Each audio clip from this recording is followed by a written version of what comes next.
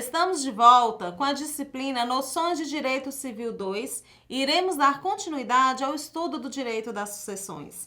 Na aula anterior, vimos que o Código Civil, nos artigos 1784 a 2027, regulamenta o direito das sucessões e divide em 4 títulos: da sucessão em geral, sucessão legítima, da sucessão testamentária e do inventário da partilha. Abordaremos nesta aula o título 1, que trata da sucessão em geral, que diz respeito às regras básicas do direito sucessório, sendo defendido que tudo aquilo que o indivíduo faz em vida deve ter continuidade para depois da sua morte. O Código Civil, ele inicia as normas do direito sucessório falando da abertura da sucessão, que corresponde ao exato momento da morte da pessoa, da morte do autor da herança, que é o de cujus, para definir como fica a situação dos bens patrimoniais que pertenceu ao falecido.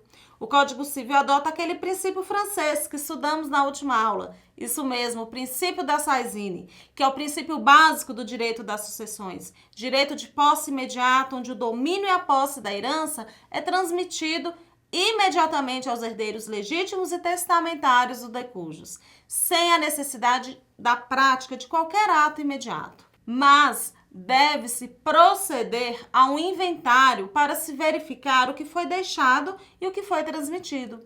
Vejamos o que estabelece o Código Civil a respeito. Vamos ao slide. Artigo 1784. Aberta a sucessão, a herança transmite-se desde logo aos herdeiros legítimos e testamentários. Vou repetir a leitura. Aberta a sucessão, que se dá com a morte da pessoa, a herança transmite-se automaticamente aos herdeiros, que podem ser legítimos e testamentários.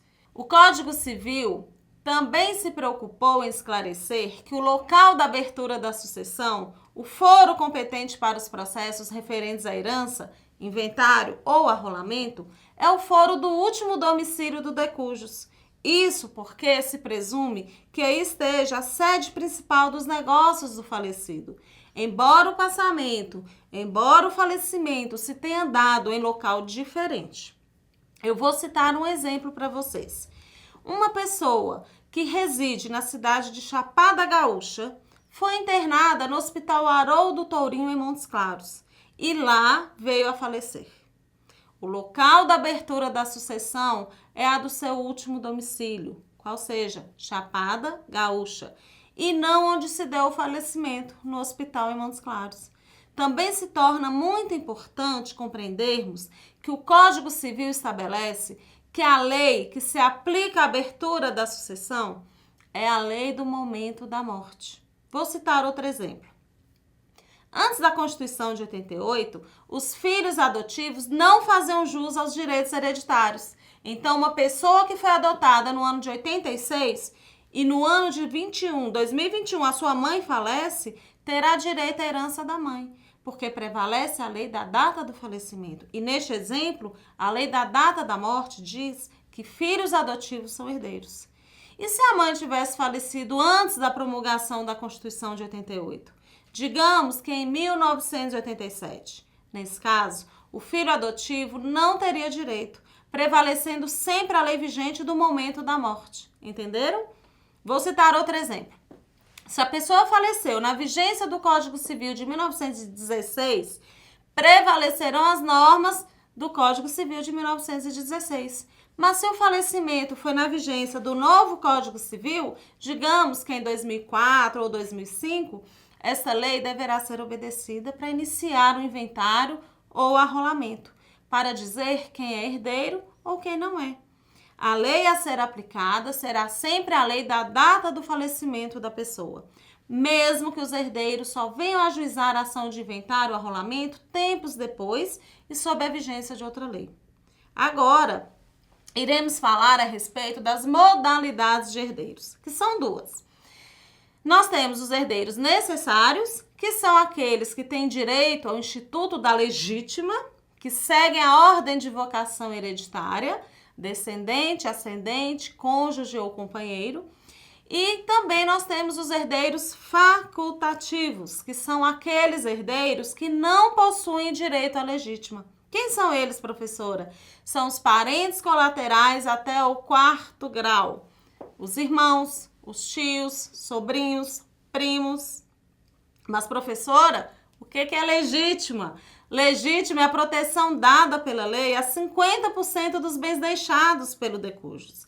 Essa proteção de até 50% dos bens, de metade dos bens, recai sobre algumas pessoas. E essas pessoas que têm direito à legítima, elas são chamadas de herdeiros necessários. Mas quem são esses herdeiros necessários? Lá no artigo 1845 do Código Civil, ele esclarece que são 3. São os ascendentes, são os descendentes e o cônjuge. Preste muita atenção agora. O STF, ele julgou recentemente, no ano de 2017, a inconstitucionalidade do artigo 1790 do Código Civil. Por isso, tudo aquilo que vale para o cônjuge também vale para o companheiro. Viu que eu dei engasgada quando eu falei lá para o cônjuge? Eu ia falar companheiro também, porque já virou um costume. Então, ao invés de falarmos que são herdeiros necessários, os ascendentes, os descendentes e cônjuge, devemos falar ascendentes, descendentes, cônjuge ou companheiro, uma vez que o STF equiparou companheiro a cônjuge. Ok? Dando continuidade à nossa aula, o Código Civil, ele também trata a respeito da herança e de sua administração. Herança é um conjunto de bens, uma universalidade de direito que é deixado pelo falecido. Bens imóveis, móveis, as dívidas, que dá origem, reunindo tudo, a um espólio. E mesmo que existam vários herdeiros, cada um desses herdeiros terá direito de posse e propriedade referente à totalidade dos bens da herança, que é o espólio, visto que a herança não é um conjunto de bens individualmente determinados. Por este motivo, o espólio, que é o conjunto dos bens, será regulado pelas regras que se aplicam ao condomínio, até que se proceda à partilha, que é o momento em que será realizada a divisão dos bens. Importante frisar que quando a pessoa morre, os seus herdeiros não ficam com as dívidas. O Código Civil elucida que não há possibilidade dos herdeiros responderem pelos encargos superiores ao valor da herança. Nesse caso, os herdeiros ficam apenas com os créditos que serão rateados, divididos. Merece destaque nesta aula o prazo de abertura do inventário. Inventário é o processo judicial que irá relacionar, descrever, avaliar e liquidar todos os bens pertencentes ao decujus ao tempo de sua morte. Para o quê, professora? Para partilhá-los e distribuí-los entre os seus sucessores. O prazo para a instauração do inventário, de acordo com o nosso Código Civil, lá no artigo 1796, é de 30 dias, contados da abertura da sucessão, ou seja, contados da data do óbito. Neste caso, os herdeiros, eles terão que contratar um advogado e dar entrada com o processo de inventário dentro do prazo. Caso esse prazo não seja obedecido, o ITCD, que é o Imposto sobre Transmissão Causa Mortes, ele será calculado com acréscimo de multa. Neste momento, eu preciso da sua atenção redobrada. Vamos lá. O Código Civil é de qual ano? Isso mesmo, do ano de 2002. Enquanto que o novo Código de Processo Civil, ele é do ano de 2015. Nós vimos que o Código Civil traz o prazo de 30 dias para a abertura do inventário. No entanto, contudo, o Código de Processo Civil traz um prazo diferente. Traz o prazo de 2 meses. Professor, e agora, qual o prazo que deve ser aplicado? Do Código Civil 30 dias ou do CPC 2 meses? O prazo que deve ser aplicado é o prazo do novo CPC, do novo Código de Processo Civil, porque é uma norma posterior ao Código Civil, ou seja, lei posterior, mais recente, prevalece sobre lei anterior, que é a mais antiga. Então, apesar do Código Civil dizer que o prazo para abertura do inventário é de 30 dias, devemos aplicar a norma do CPC, que diz que o prazo é de 2 meses. contados da abertura da sucessão.